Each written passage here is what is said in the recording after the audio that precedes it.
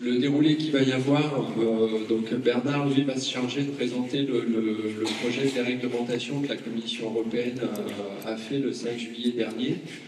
Et pour comprendre un peu pourquoi elle fait ce projet de déréglementation, on s'est dit qu'il était intéressant de revenir sur le cadre actuel, et puis aussi sur un peu une décennie qui vient de se passer, qui du côté de la Commission européenne des multinationales, et un peu une décennie de mensonges ou d'arnaques, que ce soit une arnaque sémantique, que ce soit une arnaque juridique, que ce soit une arnaque en termes de promesses. Enfin bon, il y a différentes dimensions qu'on va voir maintenant et qui vont être déroulées dans les différentes conférences pendant le week-end.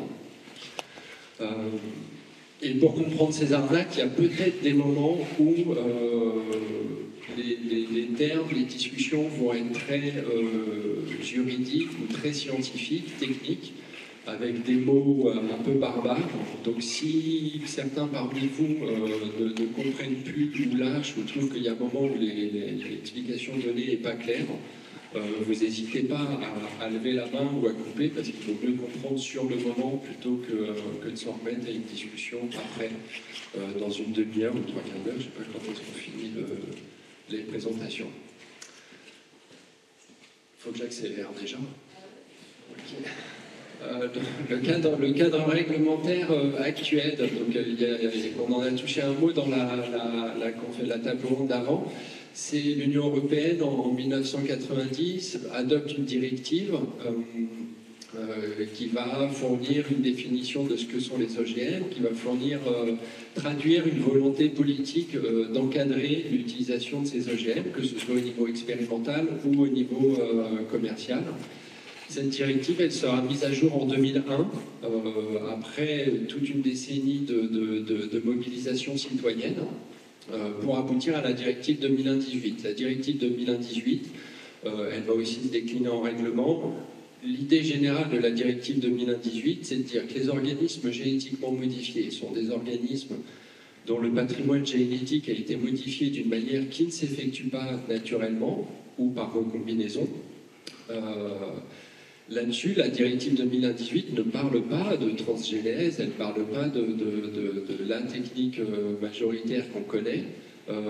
Voilà, elle va juste dire, dans le cas où on veut faire des essais en champ d'OGM, dans le cas où une entreprise veut commercialiser des OGM, il faudra que les risques sanitaires ou environnementaux qui peuvent être liés à l'utilisation de ces OGM aient été évalués avant.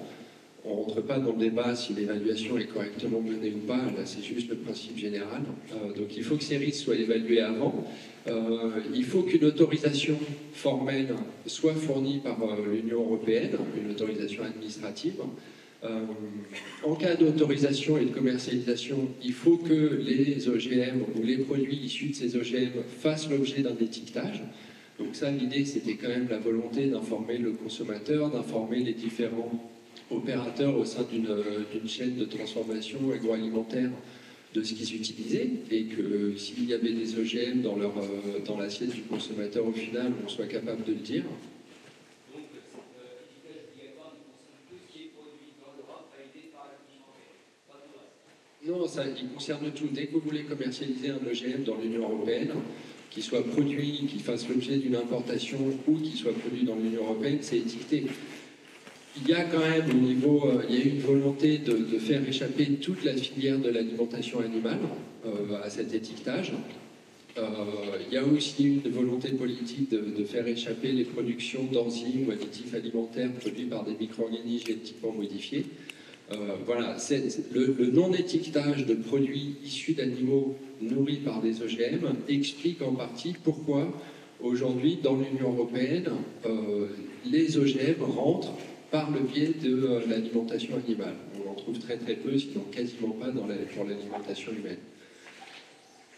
Un des derniers éléments que la directive 2001-18 a mis en place, c'est aussi en cas de culture d'OGM dans l'Union européenne, il faut qu'il y ait une surveillance environnementale au cas où des risques qui n'avaient pas pu être anticipés avant aient lieu au moment où la culture des OGM a lieu. Donc ça, très schématiquement, c'est le cadre général. Donc s'il y a deux éléments à retenir, c'est vraiment le côté une autorisation pour commercialisation qui est obligatoire à obtenir, et un étiquetage qui est obligatoire à obtenir aussi. L'autre réalité, alors c'est pas du tout pour être provocateur ou auto-flagellateur, on va dire, mais c'est vrai que toutes les campagnes qui ont eu lieu, la période 2000-2010 à peu près, quand on parlait d'OGM, on parlait d'OGM transgénique, parce que c'était la technique utilisée, la transgénèse.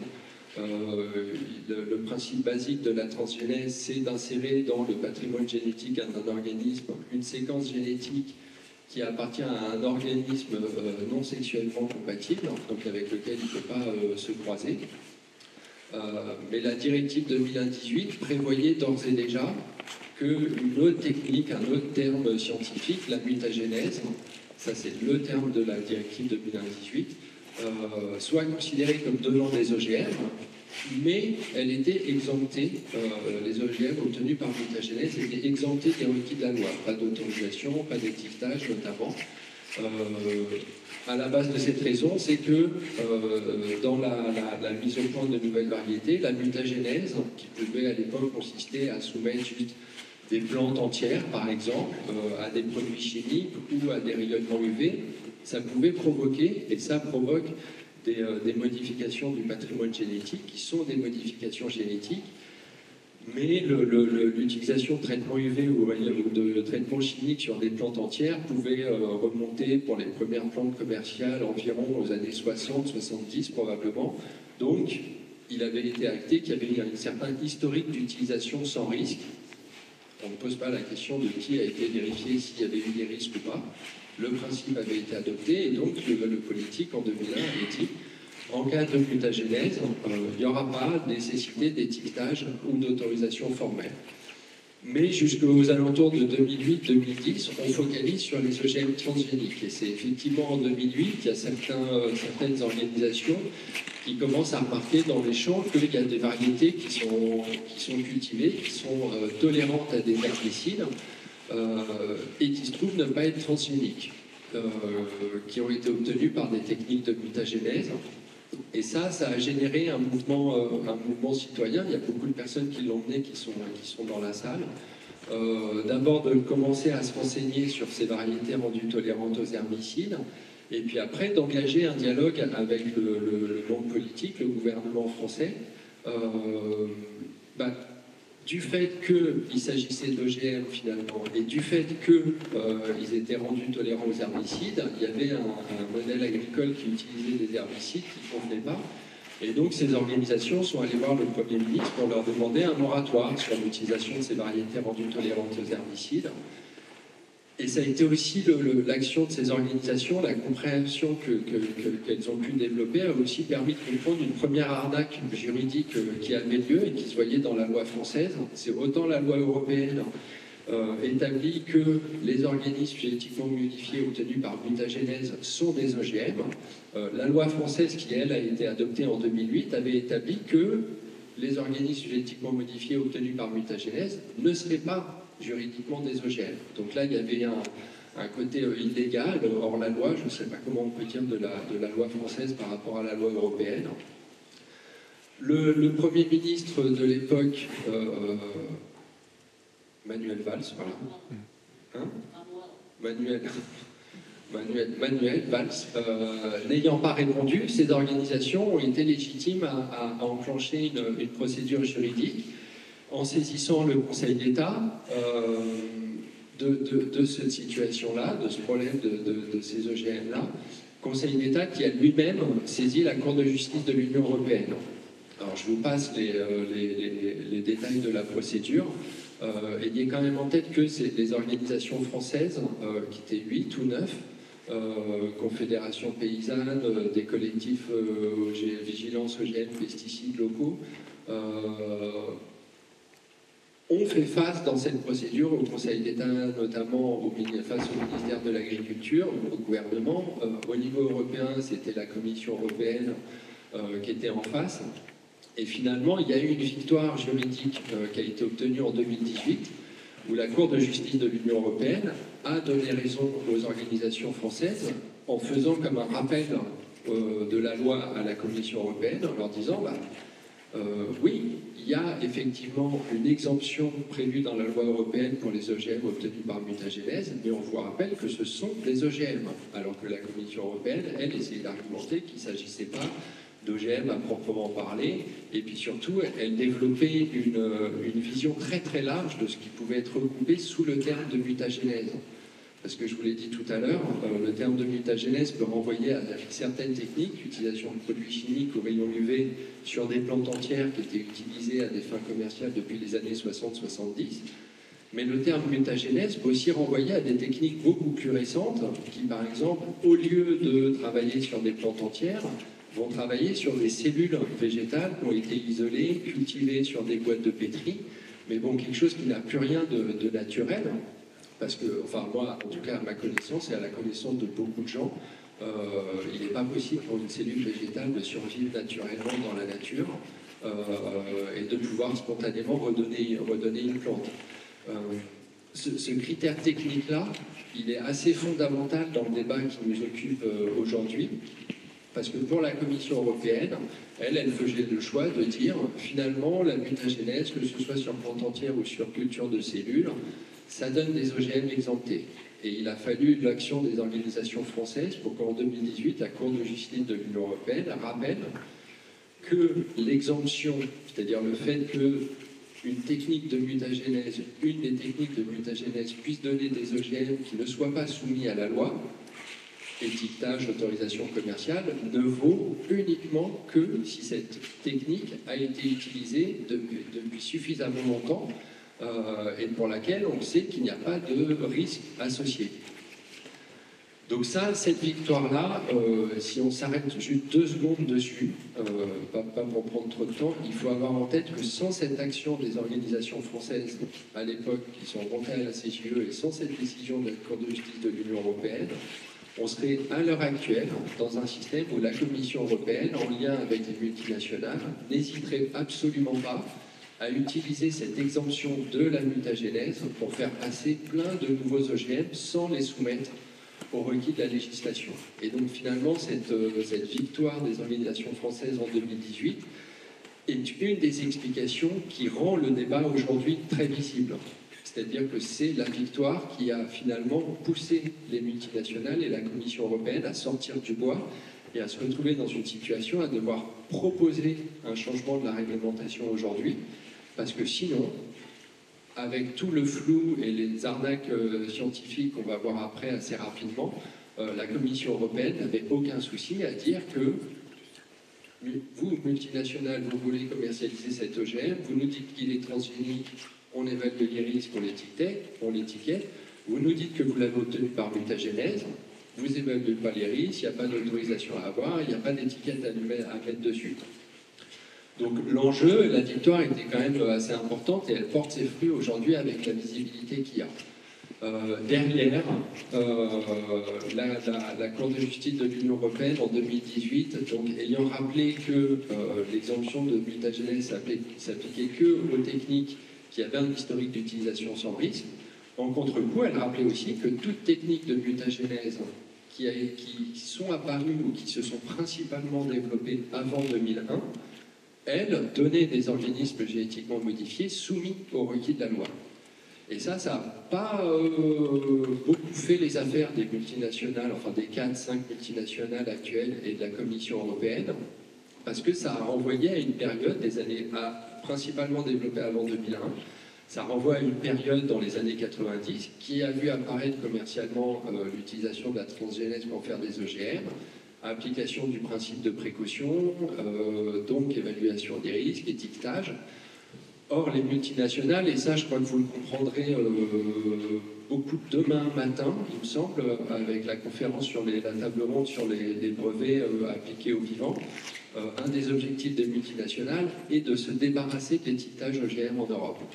À des fins commerciales, certes, mais vous comprendrez demain matin avec leur volonté de breveter le vivant, qu'elles veulent aussi se débarrasser de l'étiquetage OGM, parce que l'étiquetage OGM est un des rares éléments d'information qui existe, qui peut vous renseigner sur la présence de brevets dans une plante ou dans un organisme qui a été génétiquement modifié. Mais ça, ce sera pour demain matin, les explications. Face à ça, à cette décision de 2018,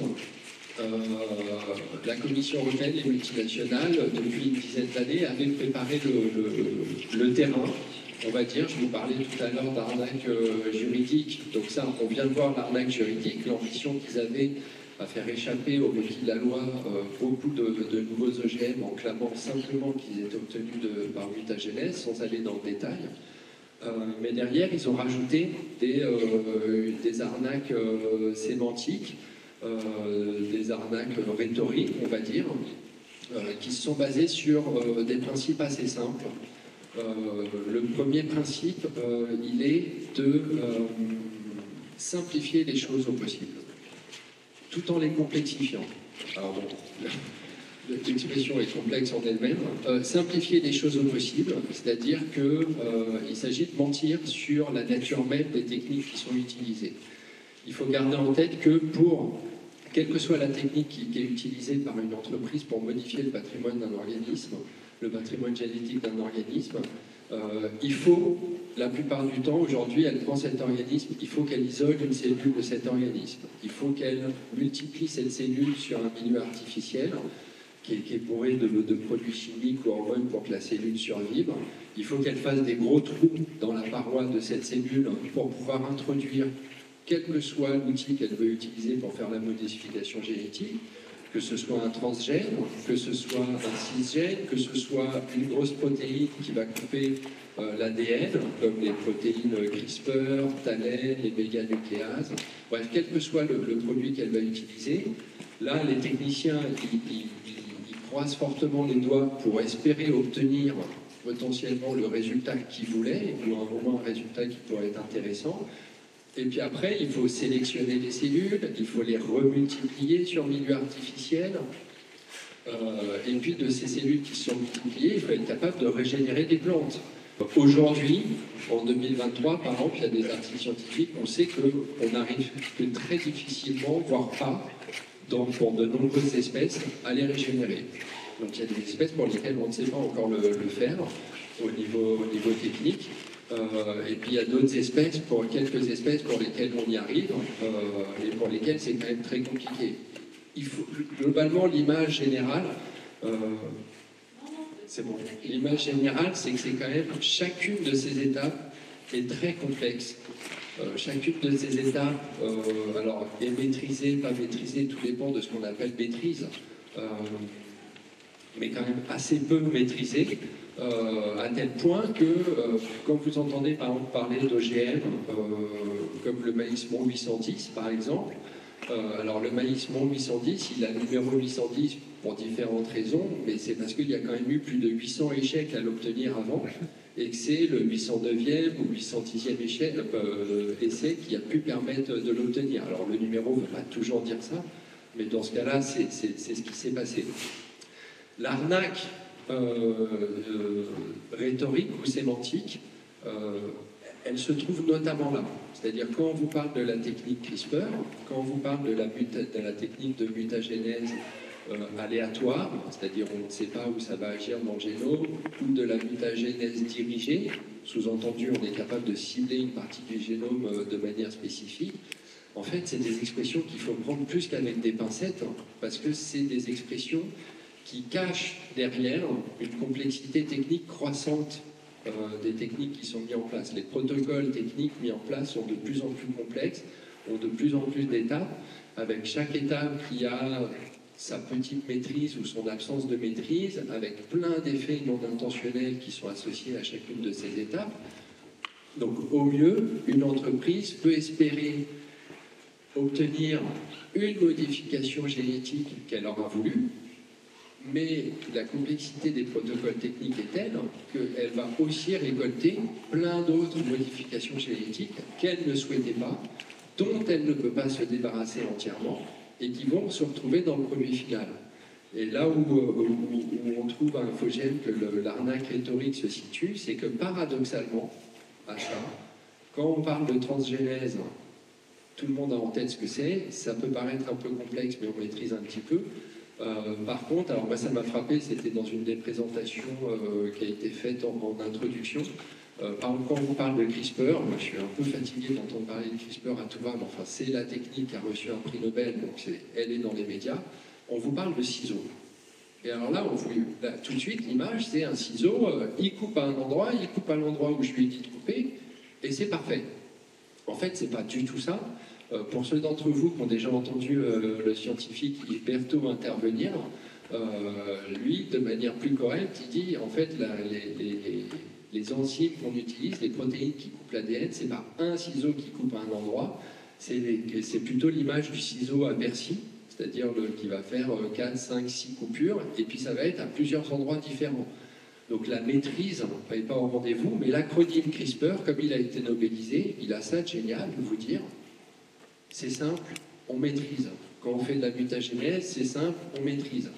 Mais ce qu'on ne vous dit pas derrière, c'est que le ciseau à Percy, CRISPR, quand vous l'utilisez, en fait, on ne vous dit pas ce qu'on a fait.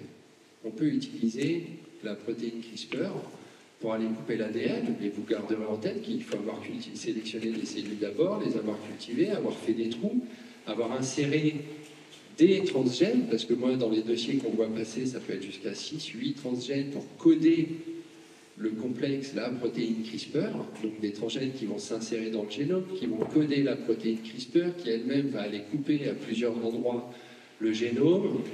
Derrière, il va falloir vous sélectionner. Enfin bon, je ne vais pas vous perdre dans tous les détails. Si vous retenez un truc, c'est que plus on vous présente une technique comme étant simple, en fait, la réalité, c'est qu'elle est de plus en plus complexe. Alors, donc il y a diverses questions. Est-ce qu'on va les prendre tout de suite sur son intervention? Et il ne faut pas oublier que Bernard va nous présenter quand même après, bon on a le temps hein, de toute façon, les menaces des propositions de la Commission européenne. Donc quelles sont les questions? Oui, bonjour à tous. Petite question très simple.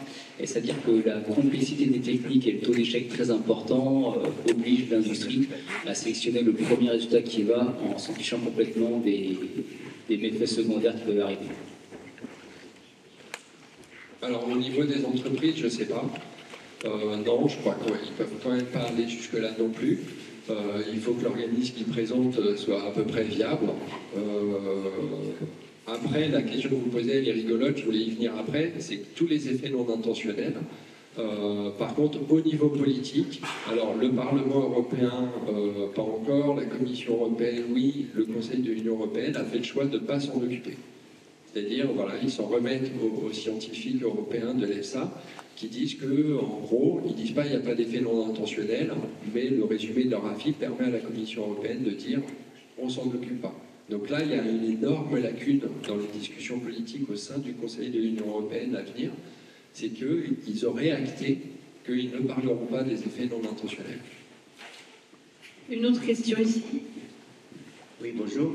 Je ne sais pas trop comment la formuler cette question, mais en fait, depuis le début, vous nous parlez du principe de précaution, de lois qui ont été faites par rapport au principe de précaution, et de la possibilité pour les grandes firmes ou le gouvernement de contourner ces lois.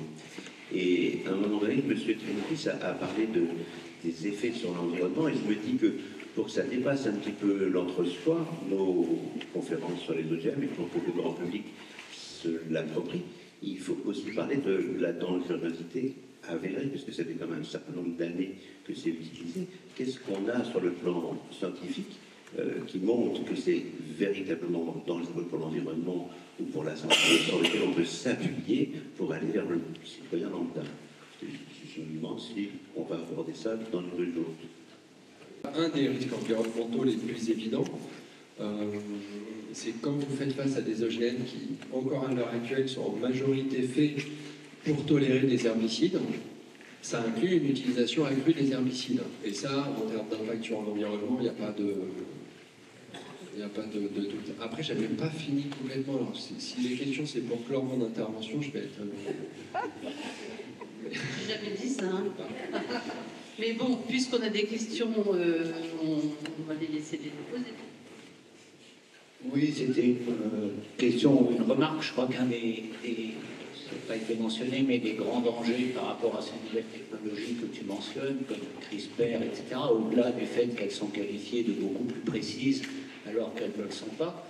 Je crois que leur plus grand danger, c'est qu'elles ne sont pas chères à mettre en œuvre et que donc un peu n'importe qui va pouvoir faire du CRISPR bidouillé et avec une réglementation qui a des trous dans la raquette telle qu'on la voit se profiler, ça va être difficile. Sur la question du coût, je crois que ce sera abordé demain. Je ne sais pas où sont les intervenants dans le dossier brevet, parce que elles ne sont pas chères au niveau technique, peut-être à mettre en œuvre. Par contre, comme elles font l'objet de brevets, leur taux de semencier à l'heure actuelle, c'est-à-dire que ça coûte une fortune en termes de royalties à payer pour avoir le droit d'utiliser ces techniques, mais ça c'est plus demain, je crois. Oui, merci Eric. J'ai une question concernant les différentes étapes du protocole dont tu nous as parlé. Est-ce que j'ai bien compris ta toute dernière phrase dans laquelle tu sembles dire que après avoir fait le trou, il y avait la possibilité d'insérer des transgènes et du coup, alors que l'industrie essaie de nous vendre que ces nouvelles techniques sont totalement différentes de la transgénèse qu'on connaissait précédemment et que donc les produits ne sont pas du tout des OGM, est-ce qu'en fait tu es en train de me dire que c'est faux? Ouais, alors moi je suis un journaliste d'information critique, après je vous laisse tirer vos conclusions personnelles sur la nature. Mais là où c'est mensonger, oui, c'est-à-dire c'est ce que j'essaye d'expliquer, c'est que par exemple, ça peut arriver souvent d'entendre ah non mais ça, cette plante-là, c'est pas un OGM, il n'y a pas de transgène dedans, elle a été obtenue par CRISPR. C'est faux. C'est-à-dire c'est faux, peut-être que CRISPR est intervenu, mais pour que CRISPR s'exprime, il faut qu'il y ait eu un transgène d'insérer qui code CRISPR. Ouais, tu vois, c'est un peu complexe, mais enfin bon. Donc oui, la plupart des techniques, certaines mutagénèses non, mais la plupart des techniques aujourd'hui font appel à des étapes préalables de transgénèse. Ce que les entreprises aujourd'hui expliquent, c'est que le transgène ou les transgènes qui ont été insérés n'ont pas forcément d'utilité dans le produit final, donc elles s'en sont débarrassées. Comment elles s'en débarrassent? C'est qu'une fois que les plantes ont été régénérées à partir des cultures de cellules, une entreprise ne modifie jamais directement sa variété élite qu'elle commercialise. Elle modifie génétiquement une variété, enfin une plante avec laquelle elle travaille, et puis cette plante, elle va la croiser avec sa variété élite. Théoriquement, elle est censée la croiser selon les espèces. Par exemple, le coton, je crois qu'il faut qu'elle fasse un croisement 8 fois. Le principe de ce qu'on appelle ce rétrocroisement, c'est je prends une plante, je la croise avec la variété élite, j'obtiens des plantes filles, que je recroise avec la variété élite, j'obtiens des plantes filles ou petites filles, que je recroise avec la variété élite. Il y a un côté un peu, pour reprendre une notion un peu humaine, il y a un côté un peu, je croise les enfants avec leurs parents, les petits-enfants avec leurs grands-parents, les arrière-petits-enfants avec leurs arrière-grands-parents. Théoriquement, pour se débarrasser de toute la partie du génome de la variété sur laquelle ils ont travaillé, s'en débarrasser et ne garder que la partie du génome où il y a la modification ou les modifications génétiques qui revendiquent. Mais comme ils ne peuvent pas le faire complètement, il y a forcément une partie qui va rester. Et puis parfois, ils ne font pas assez de rétrocroisement. On a finalement appris qu'en Afrique de l'Ouest, l'échec du coton BT de Monsanto, qui était un coton transgénique qui n'avait quasiment pas de rendement, mais enfin vraiment des fleurs de coton très très difficiles à travailler. C'est juste que Monsanto, au lieu de faire les 8 rétrocroisements ou 9 rétrocroisements nécessaires, on n'avait fait que 2 ou 3.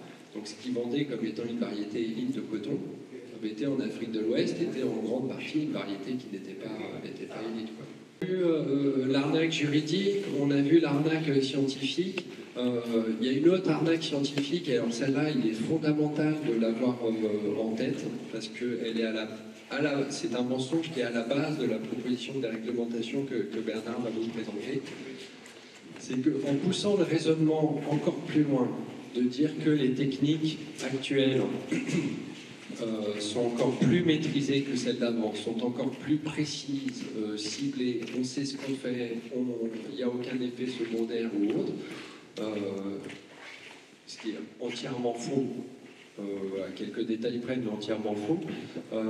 Depuis une dizaine d'années, la Commission européenne a œuvré, en se basant sur un discours des multinationales, pour dire que c'est tellement précis et les modifications génétiques qui vont être opérées dans le cadre de mutagénèse vont être tellement similaires à ce que la nature peut faire ou ce qui peut apparaître lors de croisements conventionnels qu'on ne serait pas capable de faire la distinction entre une plante qui a fait l'objet de modifications génétiques et une plante qui a pu apparaître spontanément dans un champ, mais surtout qui a pu être obtenue par des croisements conventionnels.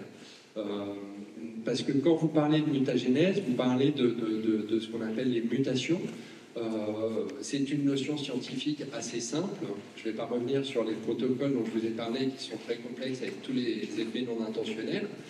Mais à partir du moment où politiquement vous avez fait le choix d'ignorer les effets non intentionnels, que vous faites le choix de simplifier les techniques en les résumant juste à une des étapes ou à un des outils que vous utilisez, eh ben, il n'y a pas grand-chose qui vous empêche de rajouter ce mensonge supplémentaire qui vous dit que vous ne seriez théoriquement pas capable de les différencier. Pendant 10 ans, enfin entre 2013 et depuis 10 ans, entre 2013 et 2019, 2020 je crois, la Commission européenne n'a eu de cesse de reprendre ce discours des multinationales.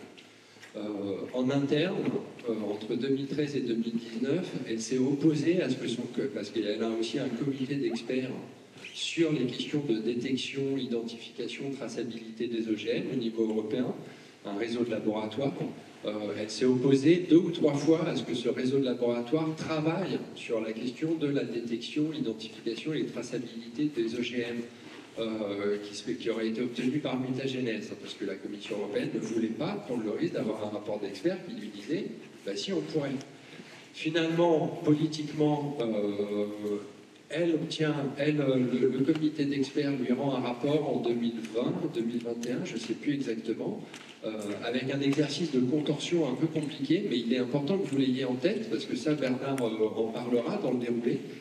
Si vous prenez le rapport du comité d'experts, et même les experts européens de l'EFSA, qui eux s'occupent des aspects sanitaires et environnementaux, ont fait la même chose, ces experts-là vous disent, mais en fait, on peut identifier, on peut distinguer ces OGM qui auraient été obtenus par des techniques de mutagénèse très récentes, pour peu qu'il y ait un minimum d'informations qui soient fournies, des informations qu'il suffit de demander aux pétitionnaires.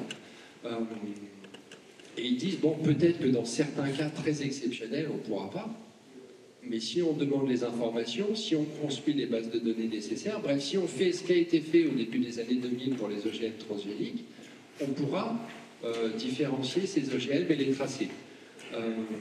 Mais dans le résumé de ce rapport, cette notion de capacité à différencier, elle est écrite, mais elle est mise aussi en avant avec le fait que dans certains cas, il pourrait être possible qu'on ne puisse pas les distinguer. Et vous verrez dans la présentation de Bernard que la Commission européenne, pour justifier sa proposition de réglementation, n'a repris que cette phrase que dans certains cas on pourrait ne pas distinguer pour expliquer derrière que d'une manière générale on ne pourra pas les distinguer et donc il est nécessaire d'avoir un encadrement réglementaire qui n'exige plus d'étiquetage et de traçabilité parce que soi-disant techniquement on ne pourrait pas. Donc ça, c'est en ce sens-là où c'est un mensonge, une sorte d'arnaque scientifique, une sorte d'arnaque rhétorique. Et puis pour accélérer, parce que je crois qu'il faut que je termine là, non ? J'ai encore 10 minutes, bon, ça laissera du temps pour les questions. Il y a une arnaque un peu similaire, qui est de dire, bon bah, partant du principe qu'on est capable de faire ce que la nature fait ou obtenir conventionnellement, qu'on n'est pas capable de les distinguer, la Commission européenne a obtenu de ses experts européens qui lui disent que, en termes de risque, il n'y a pas plus de risque qu'avec ces plantes conventionnelles ou ces plantes qui peuvent apparaître spontanément dans les champs. Donc ça, la Commission européenne s'en sert pour justifier pourquoi, pour la plupart des OGM obtenus par les nouvelles techniques génomiques demain, elle propose, comme Bernard vous le présentera, qu'il n'y ait pas d'évaluation de risque sanitaire ou environnemental. Le premier élément dont je vous ai parlé sur la distinction, justifiant qu'il n'y ait pas d'étiquetage à mettre en place. Et puis derrière, dans les autres arnaques, bon, il y a une arnaque, un mensonge qu'on va renseigner ou qu'on a renseigné, je ne sais plus, à InfoGM bientôt. C'est le côté classique que l'Union européenne prendrait trop de retard si elle mettait en place une législation, si elle appliquait la législation sur les OGM actuels commercialement, parce qu'aux États-Unis, au Canada, ça fait 10 ans qu'ils ont déréglementé, c'est plus OGM, il y a plein de OGM obtenus par les nouvelles techniques qui ont été commercialisés dans ces pays. On ne peut pas prendre ce retard-là. C'est une menace un peu classique, qui n'est pas propre au dossier OGM. Bon, ce mensonge commercial-là, en fait, c'est un mensonge parce que finalement, aux États-Unis, ça fait peut-être 10 ans qu'ils ont obtenu les premiers feux verts de l'administration pour commercialiser des plantes obtenues par ces nouvelles techniques sans passer par un encadrement réglementaire des OGM tel qu'il existe aux États-Unis. Différent, je ne vais pas rentrer dans le détail, mais enfin, en gros, ils ont le feu vert, allez-y, il n'y aura rien de particulier qui vous sera demandé. 10 ans plus tard, il y a à tout casser 4 ou 5 plantes obtenues par ces techniques qui ont été commercialisées. Donc, si vous regardez dans le commerce, quoi qu'on vous dise, j'allais dire dans la presse, bon, pas toute la presse, il y en a qui est bien, enfin, quoi qu'on vous dise dans les discours, il n'y a pas de commercialisation massive, c'est pas un raz-de-marée, on est très très loin de là. Par contre, ça c'est pour paraphraser un semencier français, Florimond-des-Prés, en février 2023, là, dans un colloque de SEMAE, donc l'ancien Mouvement national interprofessionnel des semenciers, qui intervenait en disant c'est vrai qu'avec ces nouvelles techniques, nous, en tant que semenciers moyens ou petits, je ne sais pas comment ils se définissent, ce qu'on observe, c'est pas une raz-de-marée de produits commerciaux. Par contre, on observe à foison des dépôts de demandes de brevets liés à ces techniques sur les informations génétiques qui vont être modifiées ou autres. Donc, eux, en tant que semenciers, ils disaient, nous, l'activité commerciale qu'on voit, c'est le dépôt de brevets, c'est pas du tout l'arrivée de ces nouvelles plantes. Mais la Commission européenne et les multinationales le mettent dans le débat, de dire qu'il ne faut pas que l'Union européenne prenne du retard. Donc, il y a cette arnaque un petit peu commerciale qui a lieu. Et puis après, il y a d'autres arnaques, mais alors là, cet après-midi, il y a une table ronde sur les fausses promesses, donc je ne vais pas vous en parler, mais en tout cas, pour ceux qui seront cet après-midi, vous verrez tous les mensonges qui sont faits autour de ces nouvelles techniques. Voilà, pour clore, avec 5 minutes d'avance, c'est rare, pour clore, il faut que vous gardiez en tête que ces mensonges, ces arnaques se situent à peu près à tous les niveaux. Je vous ai dit, il y a l'arnaque juridique de base qui a finalement été mise en lumière grâce à l'action des organes françaises au Conseil d'État et à la Cour de justice de l'Union européenne. Il y a quelques arnaques sémantiques dont je vous ai parlé. Il y en a plein d'autres exemples de ces arnaques sémantiques. Mais gardez en tête que voilà, ces techniques-là, plus on vous les présente comme étant simples ou précises, plus en fait elles sont complexes et surtout moins on les maîtrise. Et vous verrez dans la proposition que la Commission européenne fait, moi je fais partie de ceux qui analysent le truc en disant mais en fait cette proposition témoigne de l'absence de maîtrise des entreprises sur le produit final obtenu plutôt qu'autre chose. Donc voilà, il faut le voir dans ce cadre-là. La dernière arnaque, et ça c'est 2 secondes, et Arnaud en a parlé à la table ronde d'avant, vous ne trompez pas, depuis 10 ans, 15 ans peut-être maintenant, un des objectifs sémantiques de la Commission européenne et des multinationales est de ne plus parler de techniques de modification génétique. Ils veulent se débarrasser de l'acronyme OGM, comme ils veulent se débarrasser de l'étiquetage. Donc c'est pour ça qu'on entend parler de nouvelles techniques génomiques, après être passé par les nouvelles techniques d'amélioration végétale ou autres. Dans tous les cas, juridiquement, pas juridiquement, peu importe, c'est des organismes dont le patrimoine génétique a été modifié d'une manière qui ne s'effectue pas naturellement. Et donc, c'est des OGM.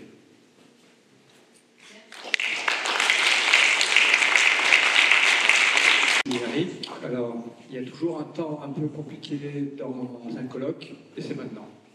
C'est maintenant, je suis désolé, il n'y a rien de personnel, mais quelque part, on va rentrer dans le dur du règlement.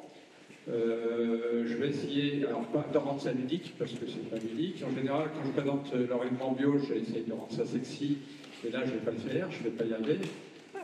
J'ai jamais lu de texte aussi anxiogène que celui-là. Et je ne vais pas en rajouter, je vais juste être le plus factuel possible dans ce que je vais vous présenter. On a fait une lecture croisée, on était plusieurs, certains sont dans la salle, cet été, pour essayer de comprendre, de lire le texte, de voir de quoi il retournait. Selon l'adage, observer pour comprendre, comprendre pour agir. Donc, alors, tout ça. En fait, globalement, tout est là. Tout est dit. Quand on lit le texte, on se rend compte que tout est fait et tout est prévu pour faciliter la mise sur le marché des nouveaux OGM. On va voir pourquoi tout est fait, mais tout est prévu parce qu'on s'aperçoit que ce qui est écrit là, c'est pour préparer l'avenir. Et c'est ça qui est encore plus anxiogène. Juste pour se rappeler, c'est que dans les années 90, l'arrivée du transgénèse s'est fait au moment où il y avait la crise de la vache folle. Et je ne sais pas si vous vous rappelez, mais il y avait une de Libé qui avait titré le maïs fou. Et on était dans une période, effectivement, qui était complètement différente que celle d'aujourd'hui, où il n'y a pas si longtemps, on a vécu la Covid et le vaccin ARN messager. Donc, je pense que le contexte est complètement différent. Comme vous avez pu l'observer, il n'y a pas que des jeunes aujourd'hui présents. Ce n'est pas une préoccupation première. Donc, effectivement, quelque part, là aussi, il va falloir remobiliser l'ensemble du grand public pour qu'ils comprennent les enjeux, et après, chacun fera bien ce qu'il veut. Mais ce qui est important, c'est quand même d'informer le grand public. Alors, il y a déjà ce qui nous a le plus choqué après la lecture de ce règlement, de ce projet de règlement, c'est qu'effectivement, il y a un changement de paradigme juridique, c'est que le principe de précaution n'apparaît nulle part dans le règlement, que ce soit dans les considérants ou dans les articles ou dans les annexes. Le principe de précaution n'apparaît nulle part. Ce qui, pour des nouvelles techniques, laisse songeur, d'autant plus quand on jette un coup d'œil dans le rétroviseur 30 ans après, on se rend compte que les promesses faites il y a 30 ans ne sont pas tenues, voire même on devait utiliser moins de pesticides, et ce n'est pas le cas. En revanche, il y a le principe de proportionnalité qui est mis en avant dans les considérants, mais après qui est appliqué de façon disproportionnée. Alors, de quoi parle-t-on ? De règlement, donc c'est établi des règles spécifiques applicables à la fois à la dissémination volontaire dans l'environnement ou à la mise sur le marché, soit dans le premier cas des végétaux obtenus au moyen de certaines nouvelles techniques génomiques, soit dans le deuxième cas de denrées alimentaires, d'aliments pour animaux, consistant de tels végétaux ou contenant ou produits à partir de ceux-ci, ainsi que des produits autres que les denrées alimentaires ou consistant au feed, aux aliments pour animaux, toujours consistant en végétaux ou en contenants. Donc là, on est quand même très axé sur les végétaux. Et là, ce qui est quand même surprenant, c'est qu'Eric, lors de la lecture, nous a dit dans les végétaux, ils ont inclus des algues. Ils ont bien précisé que les algues étaient inclus dans ce règlement. À mon avis, c'est pas gratuit. À mon avis, c'est pas gratuit. Ce qui est en dehors du champ, par contre, c'est les micro-organismes et les animaux. Pour le moment. Pour le moment, c'est pas dans le champ. Mais c'est l'étape d'après. Ce sera l'étape d'après, puisqu'il y a de la recherche qui est faite aussi sur les micro-organismes et sur les animaux, pour les NTG. Donc, ils définissent aussi ce qui est un végétal NTG.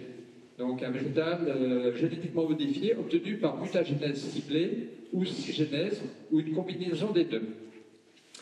À condition, alors là je le dis parce que c'est quand même un peu compliqué, mais c'est important et ça reprend un petit peu ce que vous expliquait Eric, à condition qu'il ne contienne aucun matériel génétique ne provenant pas du pool génétique des obtenteurs qui aurait pu être inséré temporairement au cours du développement du végétal NTG. Ah ouais, on l'a lu plusieurs fois quand même. Hein. Une petite définition sur le pool génétique des obtenteurs. C'est la totalité des informations génétiques disponibles dans une espèce ou d'autres espèces taxonomiques avec lesquelles elle peut être croisée, y compris au moyen de techniques avancées telles que le sauvetage d'embryons, la polyploïdie induite et des croisements par clon. C'est-à-dire qu'effectivement, on va utiliser plusieurs variétés pour arriver à faire passer l'information génétique du premier au troisième. Et après, on vous dit que bah, c'est la même chose que dans la nature. Hein. C'est la même chose que la sélection naturelle. Donc, tout ça pour dire, effectivement, c'est qu'il va y avoir un pool génétique des obtenteurs. Et là-dessus, on n'a pas trop d'informations pour l'instant, donc il faudra suivre ça de près. Un point important aussi, c'est qu'en fait, la commission, mais je ne pense pas que ce soit un fonctionnaire de la commission qui a écrit le texte. Voilà, vraiment, il est calé dans le sujet et il a travaillé 15 ans chez des sociétés de biotechnologie.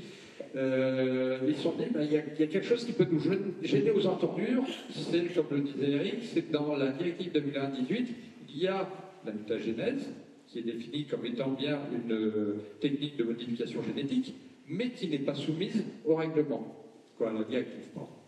Donc là, ils ont dit, allez, on va redéfinir les OGM, comme ça, ça, on va le mettre de côté, et comme ça, on pourra en faire ce qu'on veut. Donc concrètement, dans ce texte, non seulement on détricote le règlement, la directive 2018, mais en plus, on va jusqu'à changer la définition des OGM. Ensuite, ce que dit le texte, c'est que finalement, il y aura deux catégories de plantes NTG qui seront à distinguer. Donc les catégories 1, les catégories 2. La définition des catégories 1, c'est que c'est un végétal NTG, la catégorie 1, et celui qui remplit les critères d'équivalence avec les végétaux conventionnels et non celles annexe 1. Donc, je vais vous expliquer à peu près ce que ça veut dire. Et la descendance du ou des végétaux NTG, y compris la descendance obtenue par croisement de ces végétaux. Donc, c'est là où ça commence à être encore plus anxiogène, c'est-à-dire que, ok, il va y avoir des demandes d'autorisation pour les NTG 1, mais une fois que ces demandes auront été faites, il va y avoir des croisements qui vont se faire, et alors là, ça va être compliqué à suivre. C'était la question que vous posiez, comment faire pour attribuer le brevet pour tel ou tel gène qui a été modifié dans les plantes. Oui. Un végétal conventionnel, c'est tout ce qui est issu, soit un végétal naturel, soit issu de la sélection traditionnelle. Et donc tout ce qui est pas NTG1 et NTG2. Et inconsciemment, je suis un peu naïf, je m'étais dit NTG1, NTG2, c'était du 50-50. Et là, j'étais à Bruxelles il y a quelques jours, et il y avait une scientifique qui expliquait que, même s'ils n'avaient pas accès à toutes les informations, ils avaient commencé à regarder un petit peu pour les plantes qui étaient issues de ces nouvelles technologies, de quel côté elles allaient être d'un point de vue juridique. Est-ce qu'elles allaient être NTG1 et NTG2. Et donc là, la notion de 50-50, il faut l'oublier. Hein. On serait plutôt sur du 90-95 NTG1, et le reste en NTG2. Alors, pourquoi effectivement, comment faire la frontière entre une plante NTG1 et NTG2? Donc il y a une annexe un peu fourre-tout, sauf la science, parce qu'en fait, il n'y a aucune justification scientifique qui dise que, effectivement, cette barrière entre NTG1 et NTG2 se fait par rapport à un maximum de 20 modifications génétiques. Ces 20 modifications génétiques, alors au début on s'est dit, ok, 20 modifications génétiques, elles se font à travers les 5 possibilités qui sont dans le tableau.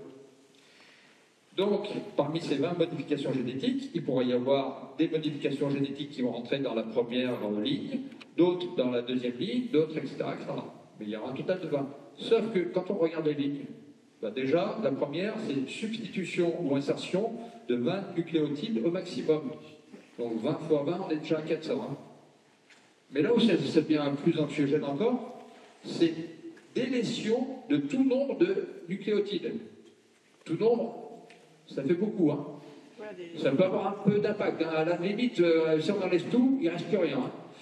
Le troisième point, à condition que la modification génétique n'interrompt pas un gène endogène, insertion ciblée d'une séquence d'ADN ou substitution d'une séquence d'ADN. La séquence d'ADN, elle n'est pas définie. Donc là, il peut y avoir plus ou moins de nucléotides.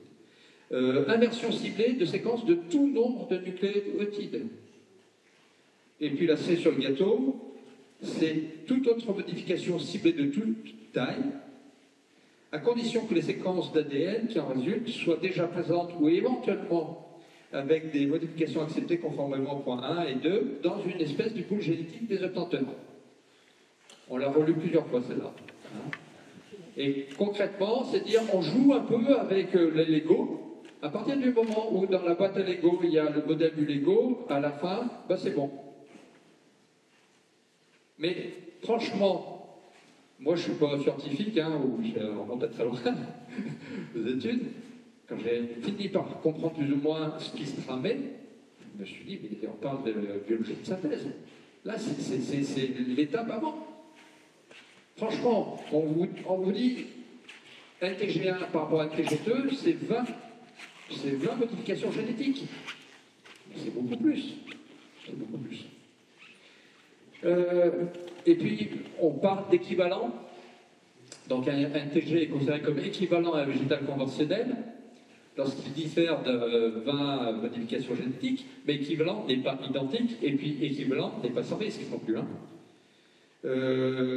Dernier point aussi, j'ai mis en couleur saumon, avec le site ciblé, c'est qu'effectivement, là, on parle bien de tout ce qui est entre guillemets, voulu, volontaire.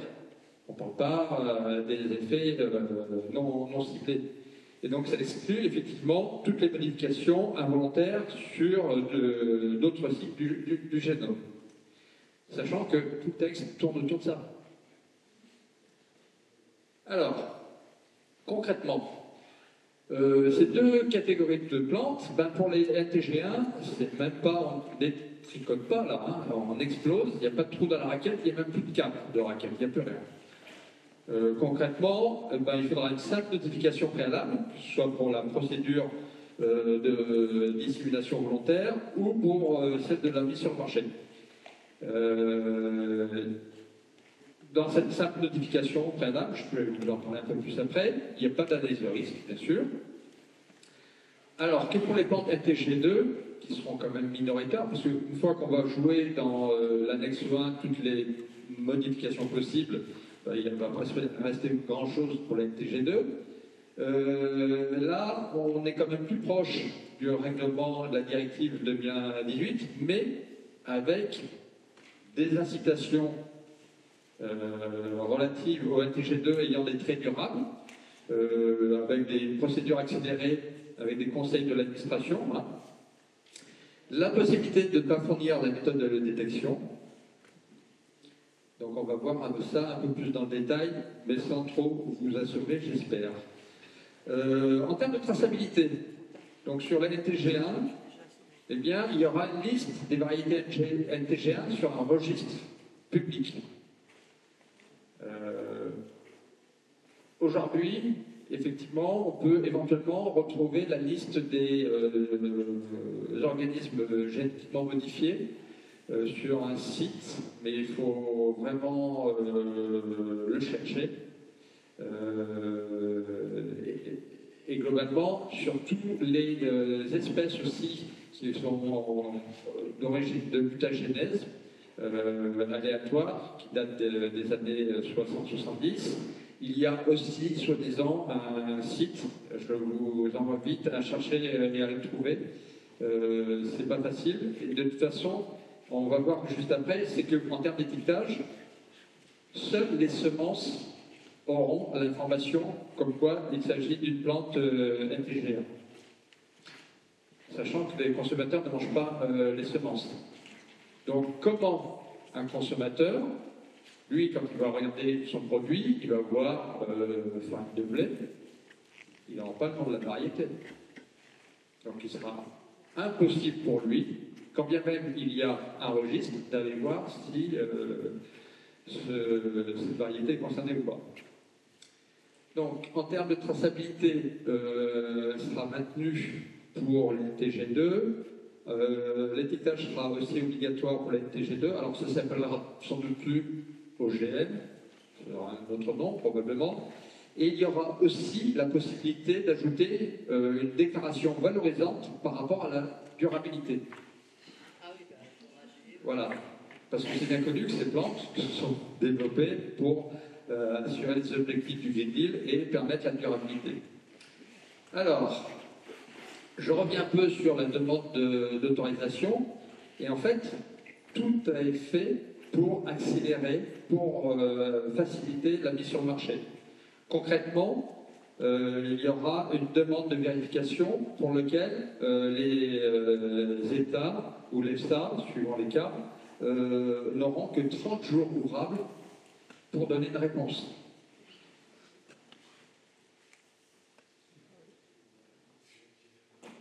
Pardon ? Ben, de toute façon, ils auront 30 jours, donc globalement, ils vont donner des réponses valables. Il suffit qu'il y ait beaucoup de demandes de dossiers en même temps, ben, il est probable qu'effectivement nos réponses auront acceptation. Tout est fait pour faciliter la mise sur le marché. Là aussi, dans l'article 6, dans le cadre de la dissémination volontaire à toute autre fin que la mise sur le marché, lorsque une personne aura l'intention de procéder simultanément à la dissémination dans différents États membres, eh bien, il faudra que cette personne soumette cette demande de vérification à l'autorité compétente d'un de ces États membres. Alors, vous allez dire que je suis quelqu'un d'angoissé. Ben oui, c'est vrai, parce que je ne sais pas pourquoi, je me dis, il est possible que ces personnes aillent choisir un État membre qui va bien. Voilà, on va dire ça comme ça, hein, qui ne connaissent pas trop les sujets, qui n'ont pas forcément tous les éléments pour pouvoir répondre rapidement, et avec qui on s'entend bien. Bon. Ça, c'est le premier point. Le deuxième point, là aussi, la demande de vérification, parce qu'on n'est que dans la vérification, comprend une description du ou des traits, des caractéristiques qui ont été introduits ou modifiés. Donc, encore une fois, on ne s'intéresse que à ce qui est modifié de façon volontaire. Tous les autres effets ne sont pas pris en compte. Et là, effectivement, c'est une copie des études réalisées de tout autre document disponible visant à démontrer que, effectivement, la plante est bien NTG et que c'est bien une NTG selon l'annexe 1. Donc là, on est dans la vérification, c'est-à-dire que le demandeur va apporter des éléments qui prouvent ça, puis basta. Donc il n'amènera peut-être pas les 809 expériences qui ont échoué, peut-être que la 810e, et ben, de toute façon la Commission n'aura pas les moyens de pouvoir vérifier. Il n'y a pas de motif de refus ou de retrait de ces demandes, sauf si elles sont incomplètes, mais bon, ça c'est quand même que je dis pas.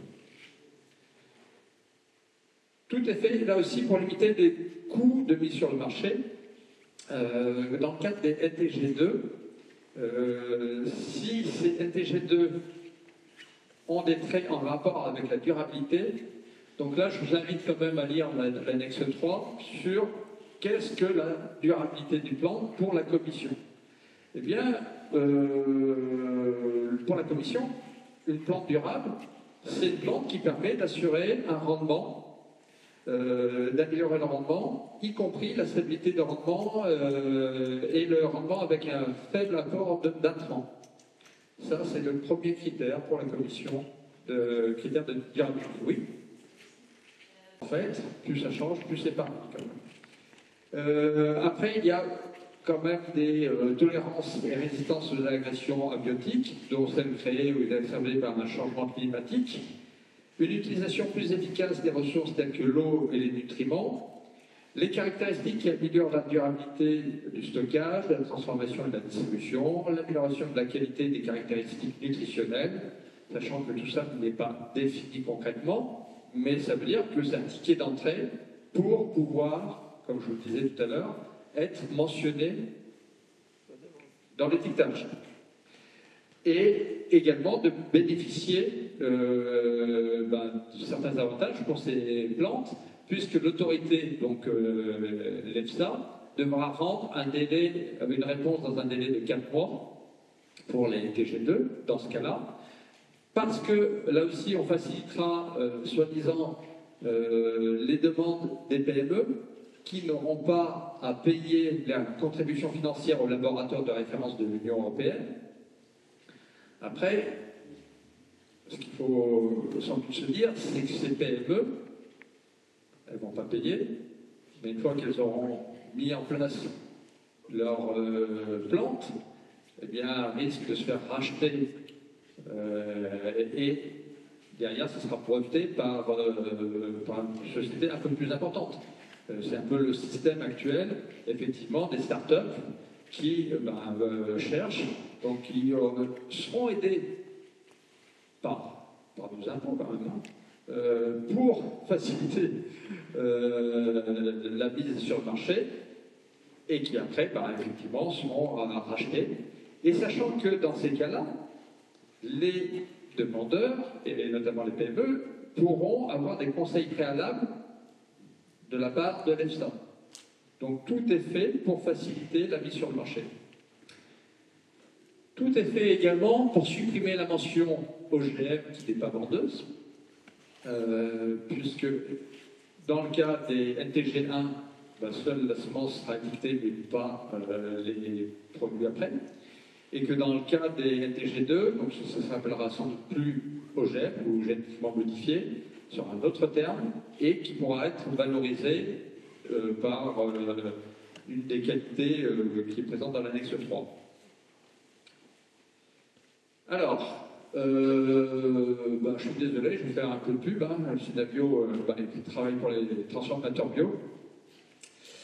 Et dans ce texte, il est prévu effectivement que, concrètement, les NTG soient interdits en bio. Bon, ok, super. Donc ça, c'est vrai à la fois pour la NTG1 et pour la NTG2. Concrètement, il faut que cette interdiction puisse être mise en application. Or, quand on regarde le texte, on se rend compte que dans l'article 24, la Commission botte en touche en disant c'est aux États membres de gérer les règles de coexistence. Comme ça, si jamais il y a un problème, ce n'est pas eux, c'est les États membres. Ok, très bien. Mais dans l'article 25, effectivement, juste après, pour montrer qu'ils n'auront pas beaucoup de choses à faire, c'est qu'il y a une interdiction d'interdire. Donc aujourd'hui, on l'a déjà mentionné, c'est que certains États membres pouvaient interdire, sur toute une partie de leur territoire, la culture d'OGM. Demain, pour les NTG, non. Donc d'un côté, on vous dit les États membres devront gérer la coexistence. Une règle de coexistence qui est assez efficace, c'est quand on interdit. Ça, c'est assez efficace. Là, déjà, ça va pas mal. Bon. Alors on se dit, ok, c'est interdit d'interdire, donc il faut au moins qu'on puisse les différencier. Sauf que les règles actuelles où le demandeur doit identifier les méthodes d'identification et d'identification et de détection, ne seront plus obligatoires. Donc, comment faire si on ne peut pas interdire, si on ne peut pas différencier? À ce moment-là, il faudrait qu'il y ait un étiquetage obligatoire tout au long de la chaîne, tout au long des étapes. Or, on vient de voir, en termes de traçabilité La traçabilité, eh ben, elle réside uniquement sur une base de données que personne ne va connaître et personne ne va utiliser. Et personne ne pourra faire le lien entre la base de données et l'étiquetage du produit, puisque l'étiquetage se limite uniquement aux semences. Et donc, sans rentrer dans le détail de toutes les règles de confidentialité, parce qu'on ne demande pas grand-chose aux obtenteurs, mais en plus, on leur permet effectivement de pouvoir bénéficier de règles de confidentialité, ce qui peut se concevoir, sauf que là, globalement, les informations seront rendues publiques une fois que ce sera fini, une fois que les autorisations auront été faites. Et puis, bon, puisque je sais que la question des brevets est le point a déjà été abordé, il sera abordé demain, très rapidement, c'est quand même un comble de dire « Ah ouais, mais on ne peut pas faire la distinction, de toute façon, on ne peut même pas les identifier. Hein, donc on ne peut pas faire la distinction. » Je sais pas, moi, j'ai l'impression qu'il y a un truc qui ne va pas là quand même. Parce que je me dis, les gars, ils mettent au point quand même, ils savent ce qu'ils mettent dans le moteur. Donc ils devraient savoir, quelque part. Et puis le jour où ils vont attaquer quelqu'un pour contrefaçon, ils seront quand même bien à même de pouvoir montrer que dans le moteur, il y a des pièces d'origine. Donc voilà. Donc silence radio sur les brevets, ce sera abordé demain. Voilà. Juste, très rapidement, d'un point de vue process réglementaire, où est-ce qu'on en est? Donc il y a eu, pour la petite histoire, une fuite du règlement, 3 semaines à peu près, le 5 juillet. Et entre cette fuite et le 5 juillet, il y a quand même des choses qui ont été modifiées. Typiquement, dans les TGA, on ne pouvait pas avoir dans le premier draft de plantes qui soient résistantes aux herbicides. Bon, ben ça n'a pas dû plaire à la relecture certains, ça a été enlevé. Donc, actuellement, c'est l'Espagne qui est à la tête, qui a la présidence du Conseil de l'Europe jusqu'à la fin de l'année. Et l'Espagne veut aller très vite pour que le texte soit adopté. Ils veulent aller d'autant plus vite qu'en avril-mai 2024, eh bien, il va y avoir les élections européennes. Donc, qui dit élection, dit modification à la fois du Parlement, de la Commission, et ralentissement, voire hypothétique abandon du règlement. Voilà, et donc les parlementaires européens vont commencer à aborder le sujet. Au niveau du Conseil, eh bien, il y a quand même 15 États membres qui sont très favorables à ce texte, dont la France. 9 qui ne savent pas trop, qui se posent des questions, et seulement 3 qui sont opposés. Alors les 3, il y a la Pologne, l'Autriche et la Hongrie. L'Allemagne est plutôt dans ceux qui sont dans les 9 qui questionnent, mais qui ne sont pas fermement opposés. Ah ben, en Allemagne, il y a quand même des sociétés qui s'appellent... Voilà. Entre autres. Voilà. Je vous remercie.